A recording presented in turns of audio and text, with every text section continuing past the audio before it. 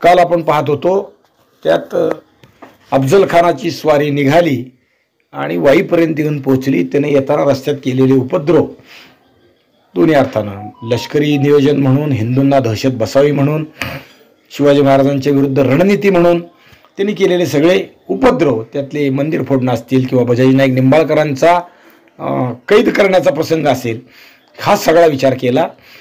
बजाजींना सोडलं शिवाजी महाराजांनी प्रयत्न करून, आणि एकदम वैतागून न जाता, आणीबाणी आली असं वाटून न जाता किंवा चिडून न जाता शिवाजी महाराजांनी संयमानं भूमिका राखली आणि प्रतापगडावर राहिले. म्हणजे भवानी फोडली, तुळजापूरचं मंदिर फोडलं, अणदूरचा खंडोबा फोडला, माणकेश्वरचा महादेव फोडला, पंढरपुरात येऊन धुमाकूळ घातला. हा सगळा विचार करून शिवाजी महाराज काही गडबडून गेले नाही. म्हणजे खऱ्या युद्धाचं जे लक्षण आहे त्यातलं तो एक भाग आहे. कुस्ती आणि सेनापती, साधारण युद्ध, मग ते मल्लयुद्ध असो किंवा रणयुद्ध असो, हे दोन्ही सारखे आहेत. एकदा थोडं कळलं की प्रतिस्पर्धी त्याच्यावरती विजयी होतो. शिवाजी महाराजांनी तो संयम बरोबर राखला, कारण शिवाजी महाराज उत्तम पहिलवान आहेत. अनेक गोष्टी त्याचा विचार करता येण्यासारख्या आहेत, कारण शिवाजी महाराज कुस्ती मेहनत करत होते असं साधारण सगळं आहे. अफजल खानाच्या भेटीचा जो सगळा प्रसंग आहे तो उत्तम पहिलवान असल्याशिवाय तसं करता येणार नाही असाच आहे. शिवाजी महाराजांनी अत्यंत संयम राखला. अफजल खान प्रतापगडाच्या पायथ्यापर्यंत आला आणि त्यांना आपला वकील कृष्णाजी भास्कर कुलकर्णी महाराजांकडे पाठवला.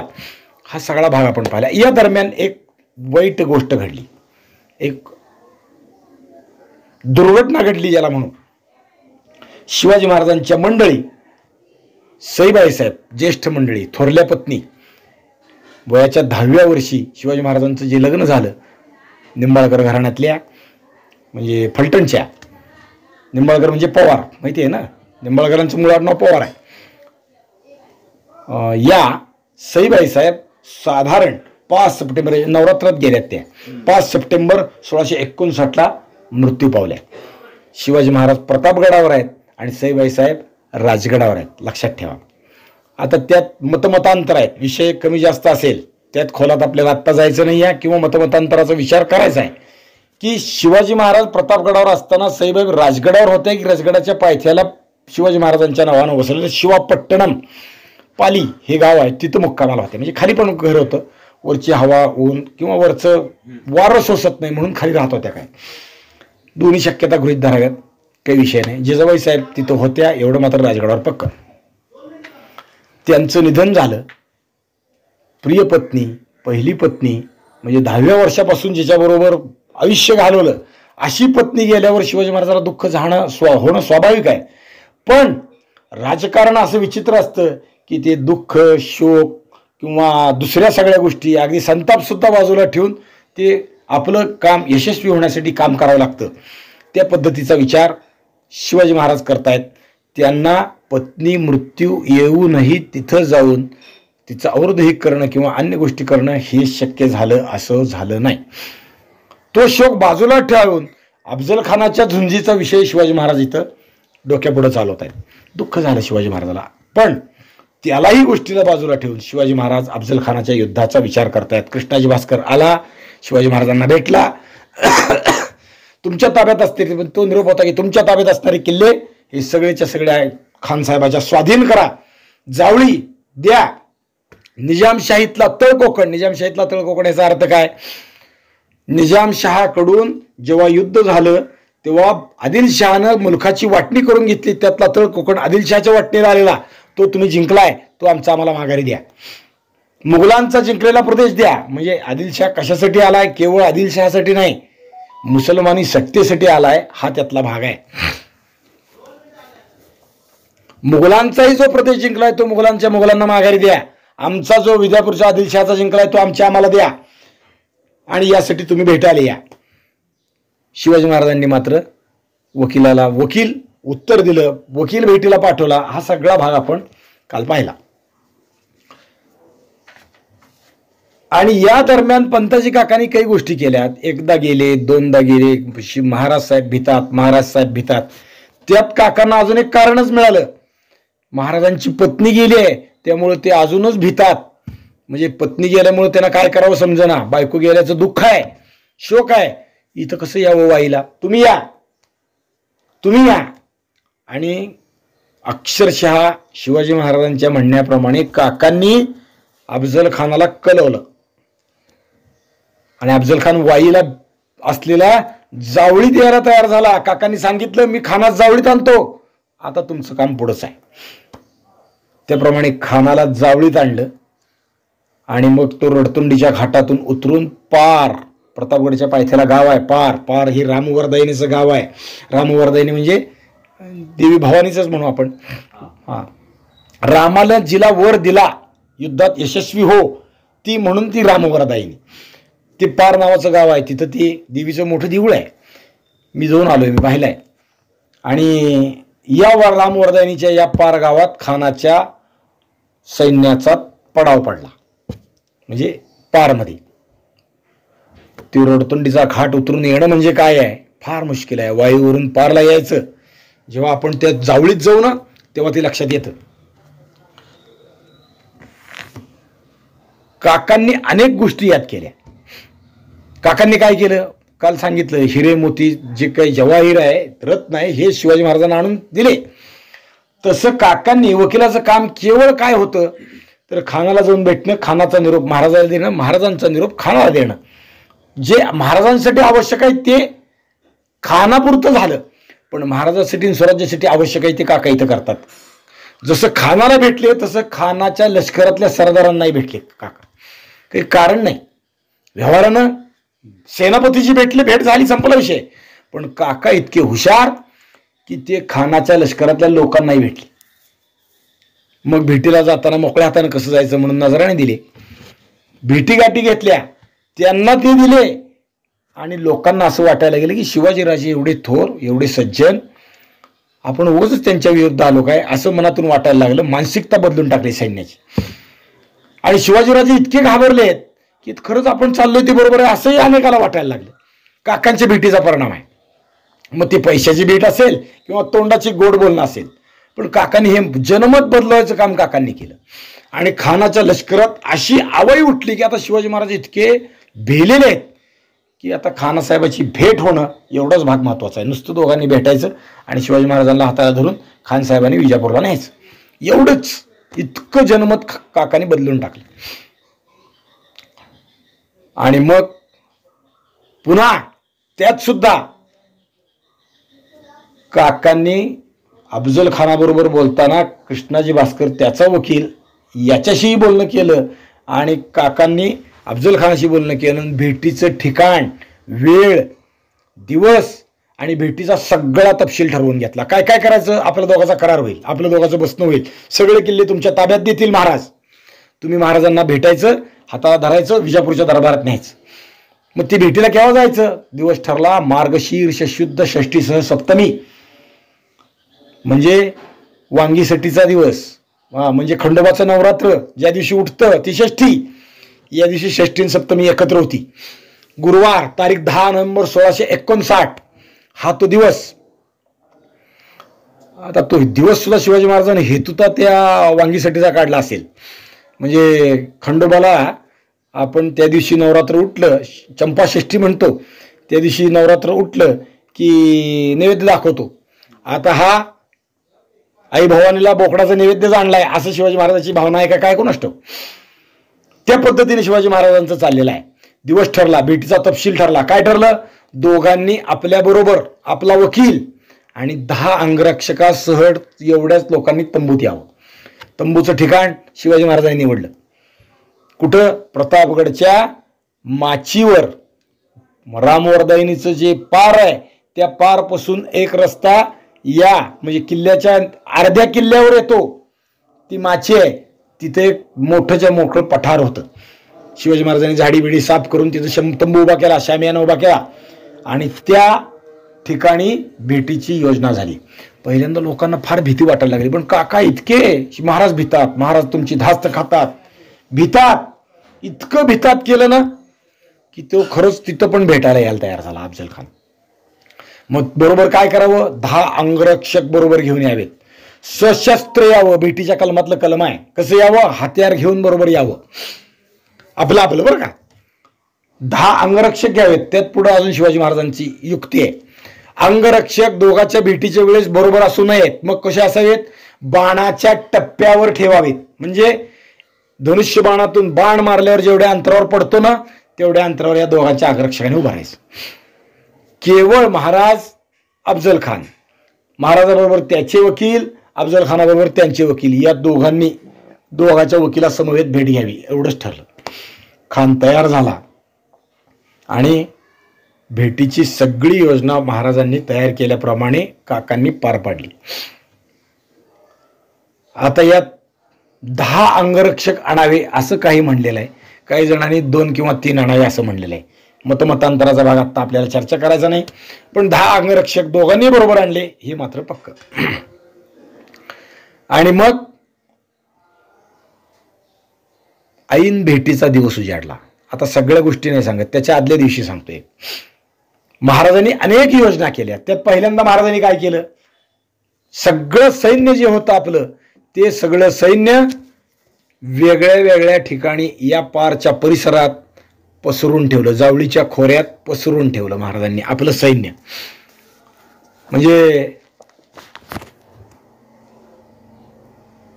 कोणत्याही रस्त्यानं आता हे माघारी जाता कामा नये याचा विचार. पारचं ते खोर आहे. आपण जर प्रतापगडला गेलो ते पाहिलं, पार गाव दिसतं आणि त्याची उजवी बाजू, डावी बाजू, मागची बाजू, पुढची बाजू, कोणच्या बाजूनं कोणचा रस्ता हे सगळं समोर दिसतं.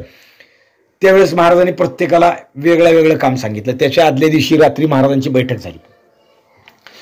या बैठक झाली म्हणजे प्रतापगडच्या केदारेश्वर महादेवाच्या पुढं सदर आहे, तिथं महाराज बसले असतील किंवा राजवाड्यात बसले असतील. बहुतेक सदरवर बसणार, वाड्यात बसायचं कारण नाही.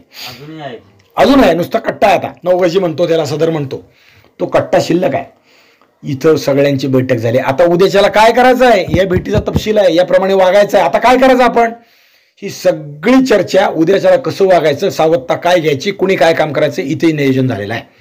तारीख 9 नोव्हेंबर 1659 बुधवार. आता उद्या काय होणार हे भविष्य उद्याच्या दिवसात होतं, पण काय घडवायचं आहे हे महाराजांच्या डोक्यात होतं. महाराज नवगजीत बसले, सख्या सवंगड्यांना सगळ्यांना बोलावून घेतलं. यावेळी नेताजी पालकर हा महाबळेश्वराच्या जननी देवीच्या टेंबावर, म्हणजे जननी देवीचं एक देऊळ आहे महाबळेश्वर ते पार या रस्त्यावर, महाबळेश्वर ते प्रतापगडच्या रस्त्यावर, तिथं आपल्या लष्करासह होता. पण त्याला बोलवून घेतलं होतं. नेताजी खाशा लोकांसह आला. आता तो नेताजी आला तरी लोकांना कळलं नाही बघा, म्हणजे किती गुप्ततेनं आला असेल. नेताजीच काय, बाकी सगळे आले. कोण कोण आले? सगळे महाराजांचे जीवाचे सवंगडी होते. लहानपणापासून खेळणारे खेळगडी होते, बरोबरीचे होते, काही जाणते मुत्सद्दी होते. त्यात पंताजी काका होते, त्यात माणकोजी धातोंडे होते. माणकोजी धातोंडे महाराजांचे सरनोबत होते, म्हणजे लष्कराचे प्रमुख होते.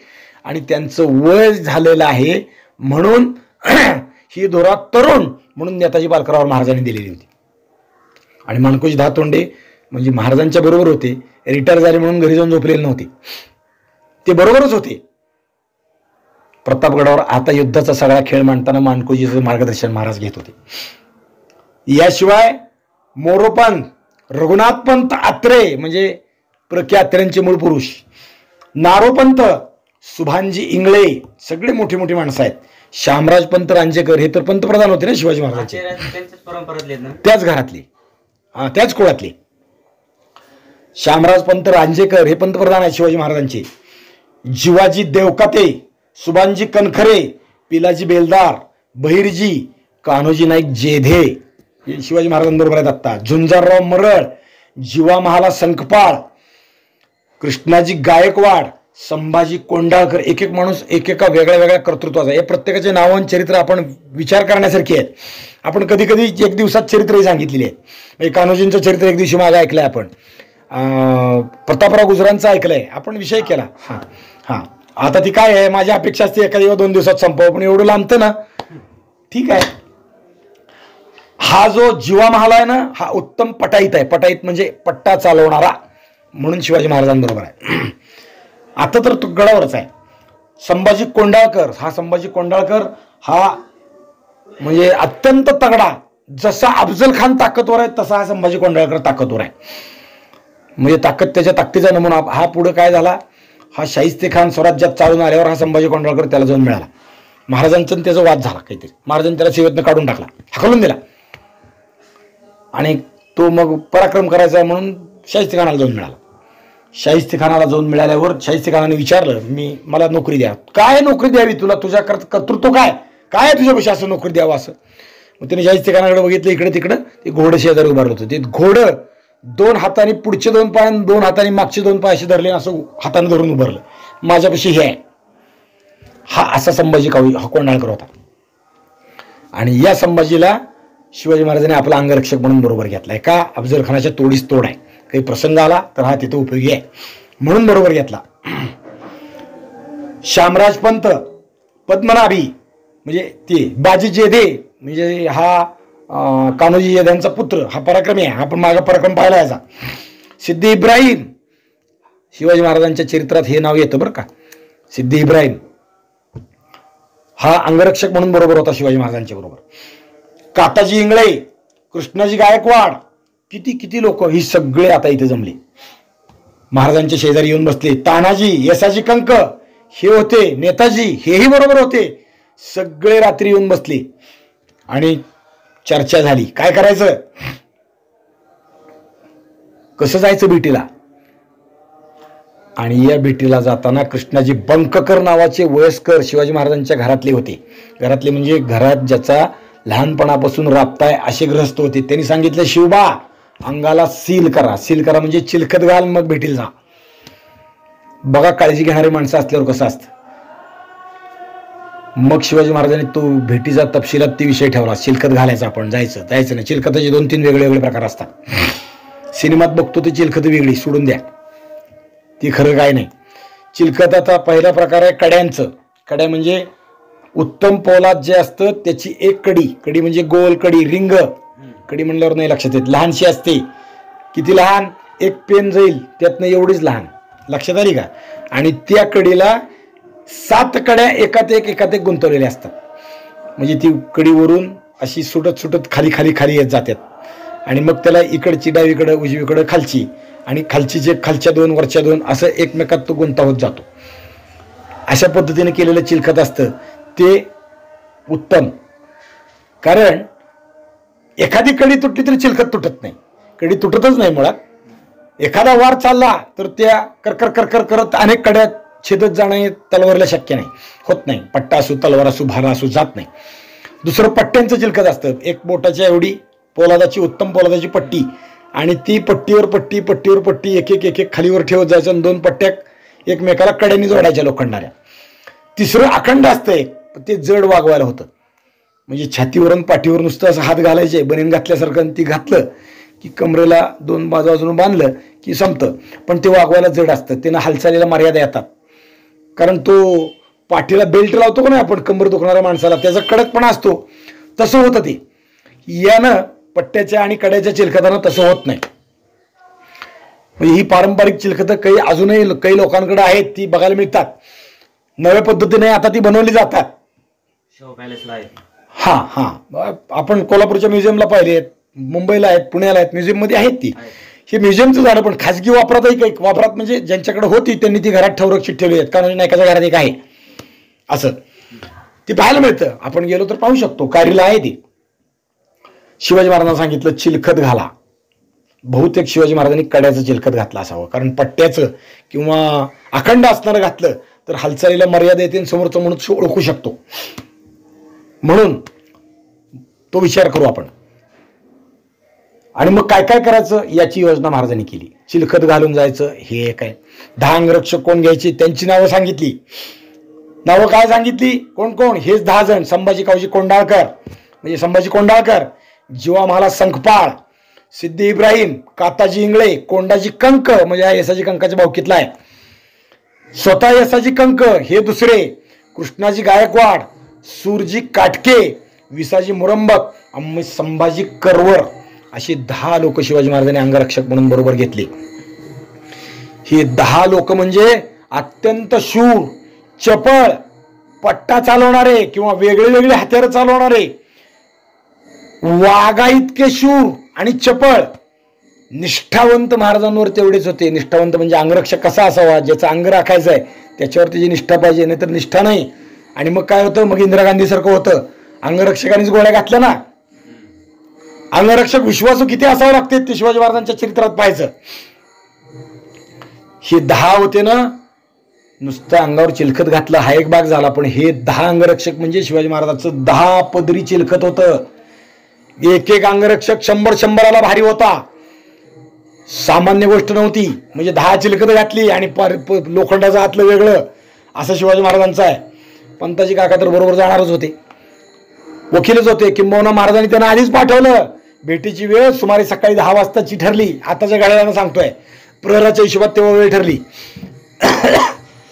आणि मग शिवाजी महाराजांनी एकेकाला काम सांगितलं. आता ही झाली 10 अंगरक्षक, पण तुम्ही सगळे त्यांनी काय करायचं, बांदल नाही, सगळे तुम्ही तुमच्या जमावानिशी, जमाव म्हणजे तुमच्या लष्करानिशी काय, जावळी आणि पारच्या झाडीत दडून राहा. हा, नुसतं लपायचं नाही. आता ही माणसं आहेत ना, ही कमीत कमी 2 दिवस 24 तास सगळ्या जावडीत लपली आहेत, पण खानाच्या फौजेला पत्ता लागला नाही. ही सगळी माणसं बरं का, किती गुप्ततेने राहिले असतील, काय अन्न पाण्याचं केलं असेल, कसं राहिले असतील, अवघड आहे. विचार करणं सुद्धा बुद्धीच्या ठिकऱ्या व्हायसारखं काम आहे. एक एक माणसाच्या बारीक बारीक कृतीवर शिवाजी महाराजांच्या अफजल खान विजयाचं यश अवलंबून होणार होतं. एकानं जरी काहीतरी घोटाळा केला तरी पराजय. 24 तास कमीत कमी 36 तास ते मराठी मुलकातल्या लोकांना कळू शकतं का. 36 तास दर्शनदारीत चालायचं असतं ना, कुठलंही लक्ष नाही, एकच साध्य भगवंताचं दर्शन.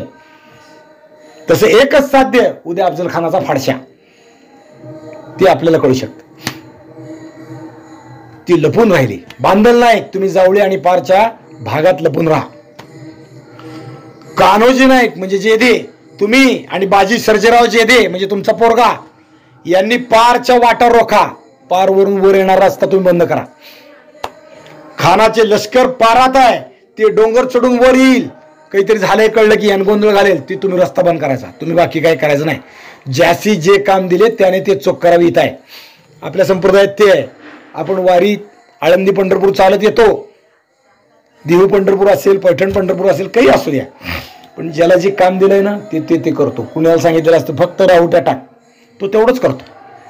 तू स्वयंपाक कर, तू जेवायला वाढ, तू राहुट्या गोळा करून तंबू सगळे काय ते ह्याच्यात टाक, तू दिंडी बरोबर चालायचं आणि टाळकऱ्याची दोरी तुटली की ते दुरुस्त करून द्यायचं. एवढंच काम असतं, बाकी करायचं नाही.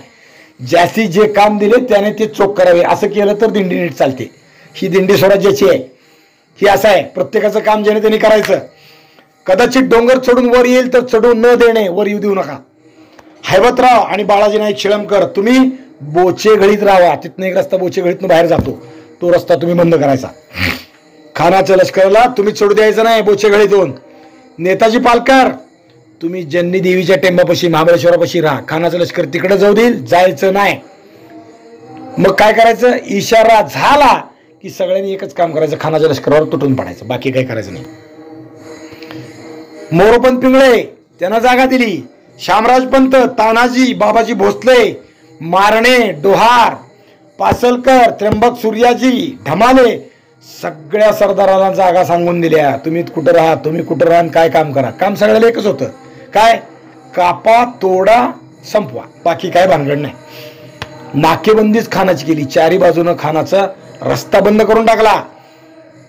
इतकी बेमालूम योजना केली ना की जरी भेटीत कमी जास्त झालं तरी खान जिवंत जाणार नाही. हे शिवाजी महाराजांनी केलं होतं. नुसता खानच नाही तर खानाची फौज त्याच्या सकट खान बुडवायचा, अशी योजना शिवाजी महाराजांनी केलेली आहे.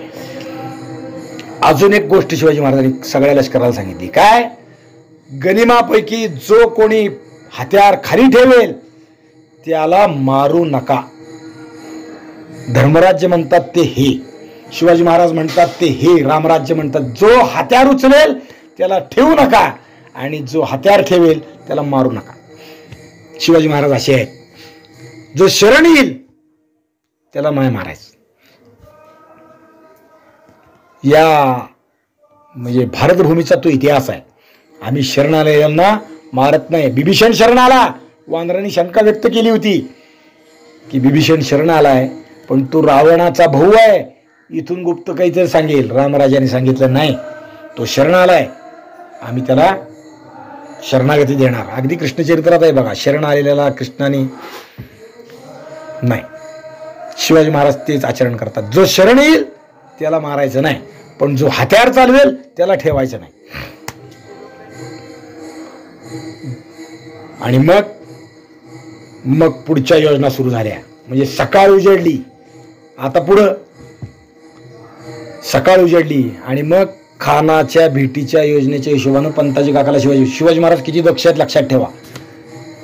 शिवाजी महाराज पंताला पाठवतात, जा खाना बरोबर, तो काहीतरी वेगळी आगळीक करेल, बरोबर या, काही उपद्रव करेल, बरोबर या. शिवाजी महाराज स्वतः करायचे ती करणार आहेत, ते कोणाला मेचणार नाही. आणि मग पंत काका खाली गेले, खानाच्या तंबूत गेले, खानाला बरोबर घेऊन निघालेवर. आणि काकांना एक गंमत दिसली. गंमत काय? 2000 करोल स्वार, म्हणजे लढाईत तयार असणारे बंदूक घेतलेले स्वार खानाने बरोबर घेतले. आणि तो निघाला. काकाने अडवलं, अहो घेऊ नका,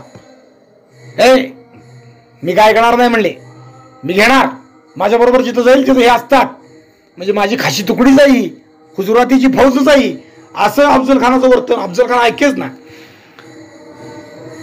काकाला शंका, काय करावं आता, ह्यानं कसं परतावं. शेवट काकाने हुकमाचा बाण काढला, हे लोक जर पाहिले तर शिवाजीराजा येणारच नाही, निघून जाणार. आणि मग निरुपायानं अफजल खानाला त्या लोकांना थांबावं लागलं. आणि तो 10 अंगरक्षकासह तिथं आला. तंबूत काका आणि ते तिथं थांबले. काका बाहेर गेले नाही, तंबूतच बसून राहिले. काका पण हुशार आहेत बरं का फार, प्रत्येक कृतीवर त्यांचं लक्ष आहे. काका नुसते वकील नाहीत, गुप्तहेर आहेत. कारण मगाशी सांगितलं त्याप्रमाणे सगळ्या छावणीत लोकांना भेटले तेव्हा काकांनी जसं आपली साखर पिरणी केली तसं खानाच्या मनात काय आहे हेही जाणून घेतलंय. काय आहे? काकांनी ते जाणून घेतलं की खानाच्या मनात शिवाजीराजाला दगा करावा हेच आहे, दुसरं काही नाही. ते शिवाजी महाराजांना सांगितलंय. आणि आता काकाच्या शेजारी खानाच्या तंबूत ते थांबून राहिले. खान तंबूत आला.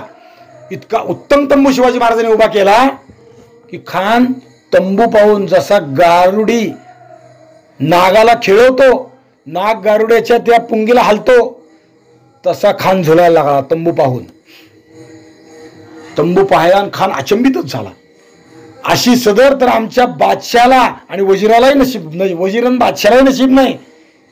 एवढा इतमाम, एवढा सरंजाम कुठून आणला शिवाजीराजांनी, असा त्याला प्रश्न निर्माण झाला. काकाशी तो तसं बोलला, मोती घोष लावला. म्हणजे तंबू इतका उत्तम उभा केला की तंबूतली सगळी व्यवस्था शाही होती. खाली गालीचे, बसायची मसनत, बसायचं आसनं, लोड तक्के, ते उत्तम. काय काय उत्तम असू शकतं त्याचा विचार आपण वेगळ्या पद्धतीने करू, परत आता वेळ नाही आपल्यात. धूप घातले, चंदन, अगर, काय अजून केशर, त्याचे सडे घातले, ती उत्तम वासानं धुंद होऊन जावं. कस्तुरी शिंपली. तंबूचे सगळे कापड उत्तम दर्जाचे वापरले. आत हवा येईल असं व्यवस्था होती. अनेक गोष्टी साधल्या होत्या. आणि त्या म्हणजे शोभा म्हणून आपण झुंबर लावतो ना, तसं काही लावलं असेल. मोत्याचे घोष, खऱ्या मोत्याची घोष, घोष म्हणजे माळा लावल्या. आणि त्या अफजल खानाला पाहून अचंबा वाटला. राजाकडे एवढा आत्मा आमच्या वजिराला सुद्धा मिळत नाही, किंबहुना बादशाहाशी पडशी पण असं मस्तच नाही. एवढं शिवाजीराजापाशी आहे, कुठून आणलं हे सगळं? म्हणजे तुम्ही चोऱ्या लांडी लबाडी केली असंच त्याला म्हणायचं आहे. त्यात शिवाजीराजांनी हे सगळं लुटलं. काकाही हुशार, हा माल जेथून आला तेथून जायचा. म्हणजे अफजल खानाला वाटावं पाचशाकडे जाईल, पण हा शिवाजीराजांचा आहे, हा तिथं जाईल, हे काका म्हणतात. आणि मग खान वाट पाहत बसला. आणि शिवाजी महाराज गडावर आपलं नित्याचं दैनिक अन्निक आटोपलं. शिवाजी महाराजांनी या दिवशी एक विशेष गोष्ट केली. काय केलं?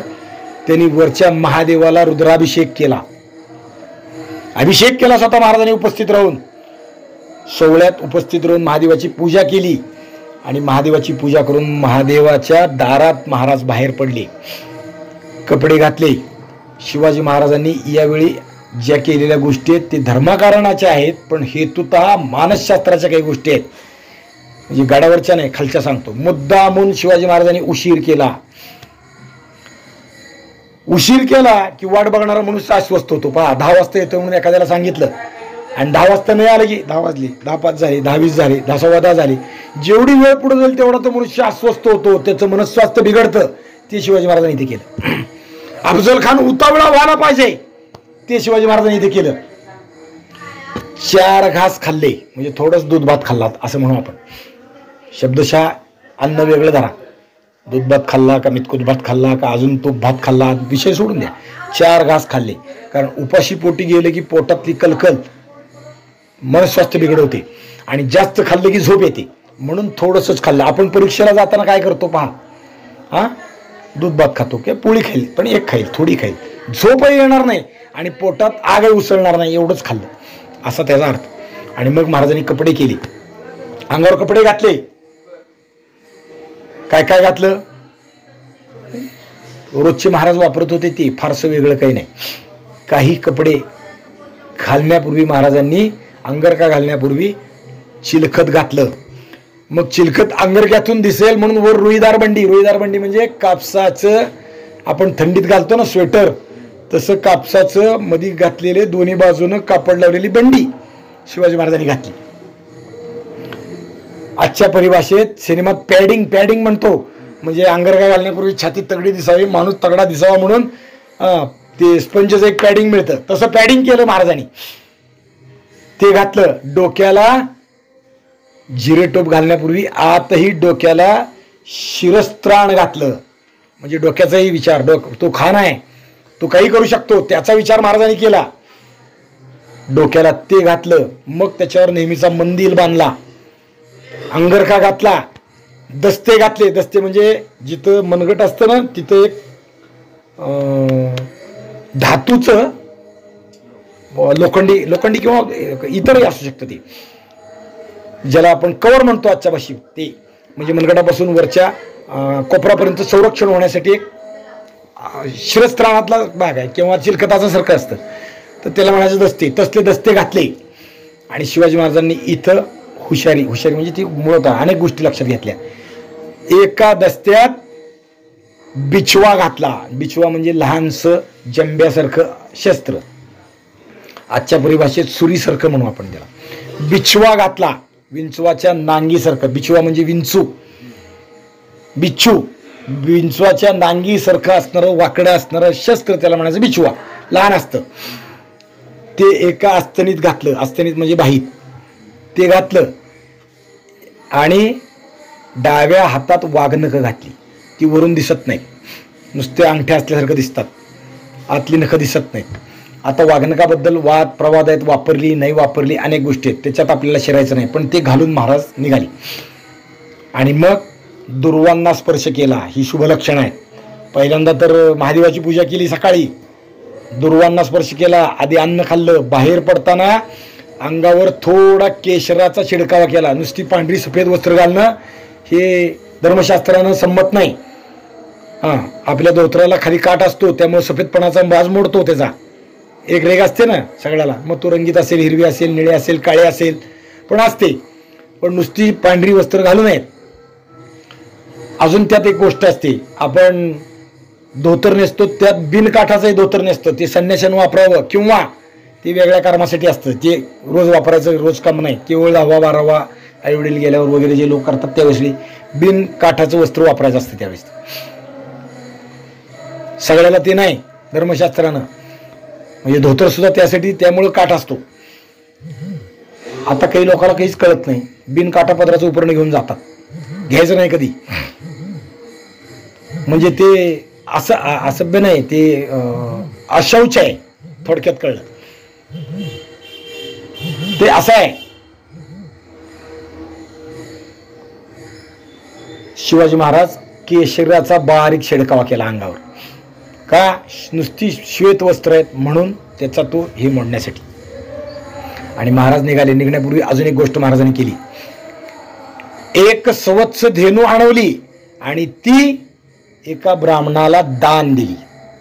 शिवाजी महाराजांचे कुलोपाध्ये होते ना, ते प्रतापगडावर होते, त्यांच्याकडूनच पूजा केली. ती त्याला दान दिली. त्यांना पायावर डोकं ठेवून नमस्कार केला. बघा शिवाजी महाराज असे आहेत, जो राज्यासाठी स्वराज्यासाठी हित चिंततो त्याचं पूजन करतात, आणि जो वैर चिंततो त्याचा नाश करतात. मग तो ब्राह्मण असेल नाही तर मुसलमान असेल.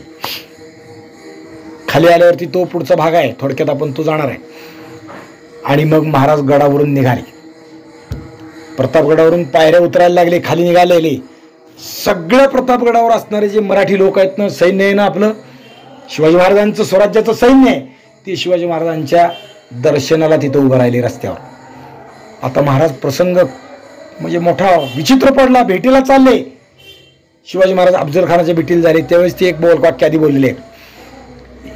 जिजाऊ साहेबांना भेटून राजगडावरून जेव्हा ते प्रतापगडावर आले त्यावेळेस जिजाऊ साहेबाला काळजी पडली पोराची. राजा जाऊ नकोस असं वाटतंय, म्हणजे भेटीसाठी ठीक. पण एवढी उमर झाली अद्याप कुणाच भेटलो नाही, आता भेटून येतो. 1630 ते 1658 59 म्हणजे 29 सुमारे 29 वर्षी वय. 30 वर्षात कुणाला भेटलो नाही. एखाद्या सरदाराला भेटायला पाहिजे, राजकारणात ही गोष्ट आवश्यक आहे, म्हणून भेटीला जातो असं शिवाजी महाराज म्हणाले होते. आणि जिजाऊ साहेबांनी तेव्हा सांगितलं की शहाजीराजांचं उष्ण फेड, संभाजीराजाचं उष्ण फेड, मला कुंतीच्या पंक्तीला बसव. माझा पुत्र असा पराक्रमी भीमासारखा आणि अर्जुनासारखा आहे की ती आई जी आहे महाभारतात नोंदली आहे ना, तिच्या शेजारी बसायची इच्छा आहे. माझा पुत्र तसा असला पाहिजे. आईच्या अपमानाचं उट्ट भीमार्जुनाने काढलेलं आहे. दुर्योधनाने त्रास दिला ना कुंतीला एकदा, ती कथा वेगळ्या रूपाने आपण परत एकदा ऐकू. म्हणजे गांधारीनं हादगा केला, हादग्याला हत्ती स्वतः आणला आणि गांधारीनं त्या हादग्याच्या त्या प्रकरणात कुंतीचा अपमान केला. हत्तीची पूजा, हादगा म्हणजे हस्त नक्षत्राच्या मुहूर्तावरती हत्तीची पूजा करून बायका भोंडला खेळतात, गाणी म्हणतात, पण ती हत्तीची पूजा त्यातला एक भाग आहे, ती महत्वाचं आहे हस्त नक्षत्रावर. आणि गांधारीने त्यावेळेस कुंतीचा उपहास केला आणि त्यामुळे कुंती अस्वस्थ झाली. तुझ्या कशी कुठला, तुझी पोरं वनवासात राहतील, तुला कुठला आला हत्ती, असं ते कुंतीला डाचून केलं. आणि गांधारीचा तो अपमान कुंतीला सोसला नाही, ती सहन झाला नाही, ती आली माघारी आणि तिनं ते सांगितलं पोरांना असं झालं. पोरं पराक्रमीच होती, त्यांनी इंद्रावर स्वारी केली आणि इंद्राचा ऐरावत आणला. हत्ती काय ऐरावत आणतो, तुझ्या पोराचं आहे का धाडस, असं ते आहे. म्हणजे माझे पुत्र इतके पराक्रमी आहेत की मी ऐरावताची पूजा करू शकते. आणि त्या कुंतीच्या पुत्रांनी म्हणजे गांधारीचा तशा अर्थानं तो सूड घेतला दुर्योधनाचा. असं आहे. म्हणजे कुंतीच्या पंक्तीला बसवायचा अर्थ आहे तो इथं आहे. शहाजीराजांच्या पायात बेड्या ठोकल्या त्या अफजल खानाला तू जिवंत सोडू नकोस. तुझे थोरले बंधू संभाजीराजांना मारलं त्याचं उसनं घे.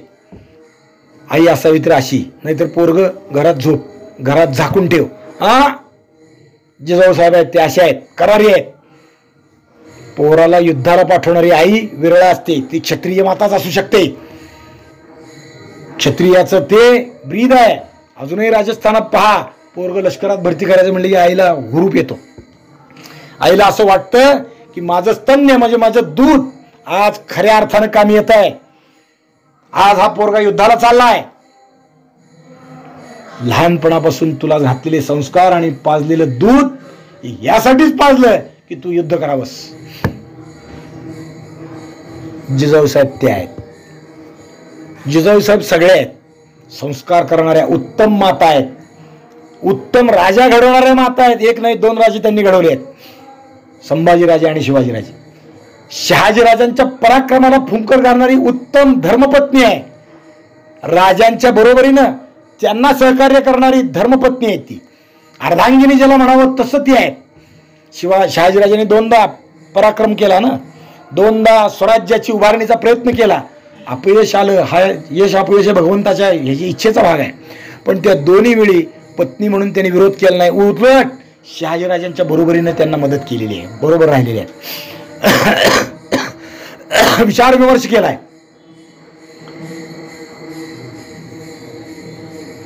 माझा नवरा कसा असावा त्याचं उत्तम उदाहरण जिजाऊ साहेबांनी सांगितलेलं आहे की रावणाची प्रभू रामचंद्रानं लंकेत होळी केली, त्याच्यात मस्तकाच्या चेंडू फळी खेळली, तसं तुम्ही केलं पाहिजे असं मला वाटतं, असं त्यांचं मत आहे. म्हणजे जिजाऊ साहेबांची इच्छा काय आहे की ते तुम्ही निजामशाहीची, आदिलशाहीची, मोगलाची चाकरी काय करता असं त्यांना वाटतं. शहाजीराजांच्या बाबतीत त्यांचं मत ते आहे आणि म्हणून त्या शहाजीराजांच्या बरोबरीनं स्वराज्य कामात उभा राहिल्या. निरुपायानं दोनदा पराभव झाला, म्हणून तिसरा प्रयत्न पोराच्याकडनं शहाजीराजांनी केला आणि जिजाबाई साहेबांनी ते उत्तम संस्कार स्वराज्य निर्मितीचे किंबहुना अनेक गोष्टींचे संस्कार, बारीक बारीक संस्कार नुसते म्हणलं ना शिवाजीराजांवर केलेले. राजाने कसं असावं, सहस्त्र अक्ष, सहस्त्र बाहू आणि सहस्त्र शीर्ष, ती जिजाबाई साहेबांच्या चरित्रात शिवाजी महाराजांवर घडवलेलं आहे. म्हणजे उदाहरणं आपल्याला सांगता येतील. तिन्ही गोष्टी हजारो हेर निर्माण करून डोळ्यांनी हजारो लोकांपासून काय चाललंय ते तुम्हाला कळलं पाहिजे, ही म्हणजे हजार हेर जिजाऊ साहेबांनी निर्माण करण्याचा विषय आहे. ते शिकवलं ना शिवाजी महाराजांना. अनेक डोक्यांचा विचार करणं हे शिवाजी महाराजांचा संस्कार आहे आणि अनेक हातांनी काम करणं हाही संस्कार शिवाजी महाराजांवर केला. म्हणजे एकट्या राजाने करून चालत नाही, किंवा प्रजेची दुःख, प्रजा इतकी प्रचंड आहे की त्यांची दुःख अनंत आहेत आणि ते काम करण्यासाठी राजाला हजार हात असले पाहिजेत. हात मग ते कसे असले पाहिजेत त्याचं उदाहरण आहे. शिळीमकराच्या घरात लग्न निघालं. शिळीमकर शिवाजी महाराजांचे सरदार आहेत. राजगडावर असतानाची गोष्ट आहे. लग्न निघालं, पोरीचं लग्न ठरवलं शिळीमकरांनी आणि शिळीमकरांनी लग्न टाळाटाळ केली. टाळाटाळ केली म्हणजे पुढे ढकलायला लागली. आता सरदार, मोठा मनुष्य, तालीवार असणारा मनुष्य लग्न का पुढे ढकलतो? जिजाबाई साहेबांना वर सगळी बातमी लागली. शिळीमकरांनी लग्न ठरवलंय, पोरीचं आहे, असं आहे तसं आहे, लग्न करत नाही यात. आणि एक दिवशी शिळीमकरांना बोलवून घेतलं आणि त्यांना सांगितलं पोरीचं लग्न साजरं करा, गोजरं करा. का थांबलात? शिळीमकर काय बोलणार, मालकापुढं काय बोलणार? पण जिजाबाई साहेबांनी ती ओळखलं आणि त्यांना 500 लोक जेवतील एवढा शिदा दिला. लग्नाचं साहित्य म्हणजे हे जामदार खाण्यातल्या माणसाला सांगितलं लग्न करायचं आहे पोरीचं दे, आणि सोन्याचे होन दिले. पोरीचं लग्न करायचं ना तर अंगावर 4 डाग घातले पाहिजेत. 500 लोक देशमुखाच्या इब्रतीने केलं पाहिजे ना, मग त्या हिशोबानं करायचं. तर तुझ्यापाशी पैसे नाही आहेत. म्हणजे शिळीमकराची परिस्थिती अशी होती की त्यांच्यापाशी पैसे नव्हते, देशमुख असून, लक्षात ठेवा. आणि ते राजाने पाहिलं आणि पोरीचं लग्न प्रजेतल्या सरदाराचं असो किंवा सामान्य रयतेचं असो, लग्न आडलेलं राजाला दिसलं पाहिजे. आणि आडलेलं म्हणजे हेराचं काम, आणि आडलेलं लग्न त्या पद्धतीनं साजरं झालं पाहिजे. म्हणजे हजार हाताने काम केलं पाहिजे, हे राजाचं काम. हा संस्कार जिजाबाई साहेबांनी त्यांच्यावर केला. त्या जिजाबाई साहेब सांगतात, बापाचं भावाचं उसनं फेड, मला कोणतीच्या पंक्तीला बसवून महाराज निघाले. महाराज पायऱ्या उतरून प्रतापगडाच्या खाली यायला लागले. पुढचं भवानीचं देऊळ आज प्रतापगडावर आहे, ते नंतरच आहे. गडाच्या बाले किल्ल्यातून महाराज बाहेर पडले, बाले किल्ल्याच्या दरवाजातून बाहेर पडले, लोक सगळे नमुजरे करायला लागले, महाराज महाराज. सगळ्यांना असं वाटत होतं ना, महाराज म्हणजे जीवाचा ठेवा होता त्यांच्या. अहो आज 300 वर्ष झाले तरी महाराजाविषयी इतकं प्रेम आहे, इतकी आस्था आहे ना. काही लोकांची नुसती दाखवायची आहे, पण अजून काही लोकांच्या अंतःकरणात म्हणजे मारुतीसारखं फाडलं तर शिवाजी महाराज दिसतील असे आहेत. महाराज महाराज त्यावेळेस कसं असेल, शिवाजी महाराज चालले, ते बरोबरचे लोक कसं वाटत असेल, काय वाटत असेल त्यांना? असं वाटत असेल ना, इतका आणीबाणीचा प्रसंग आहे, मी गडावर आहे, मी तुमच्याबरोबर असलं पाहिजे, त्या 10 मी असलं पाहिजे, 10च्या ऐवजी 200 करा, आपण मला घ्या, असं वाटत होतं. खरंच एकाने पाय धरले नमस्कार करताना, मुजरा केला. महाराज मुजरे घेत घेत, हा जयारी केल्यावर जयारी करायचा तसं स्वीकारायचा असतो. महाराज मुजरे घेत घेत चालत होते आणि एकाने अडवलं. आणि महाराज लई लई बिकट प्रसंग आहे, आम्हाच ती संगती घ्या, तुमच्याऐवजी मीच जातो भेटीला, असंही वाटत होतं, पण बरोबर तरी घ्या. आणि मग महाराजांनी सांगितलं, ज्यासी जे काम दिले त्याने ते चोख करावे. तुम्ही इथं असणं म्हणजे सुद्धा माझ्याबरोबर भेटीला असणंच आहे. तुम्हाला दिलेलं काम आहे, नियोजन आहे, ते तुम्ही करा, म्हणजे भेटी यशस्वी होईल.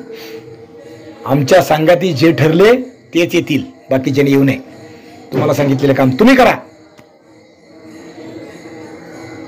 आम्ही भेटीत जर कमी जास्त झाले, विजयी झाले तर विषय नाही, पण काही कमी जास्त झालं तर नेताजी पालकरांच्या हुकुमतीखाली संभाजीराजांना आणि जिजाऊ साहेबांच्या आदेशाप्रमाणे स्वराज्य पुढे चालवा. हा झेंडा आता तुमच्या हाती आहे. म्हणजे शिवाजी महाराज निर्वानिर्वीचंही बोलतात, उत्तरात काय करा, काही प्रतिकूल ते घडेल या शक्यतेचा विचार करून शिवाजी महाराज वागतात.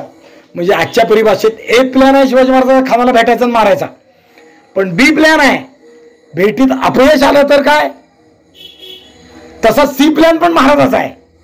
पुढं काय, म्हणजे एका वेळी 3 गोष्टींचा विचार करून महाराज वागतात.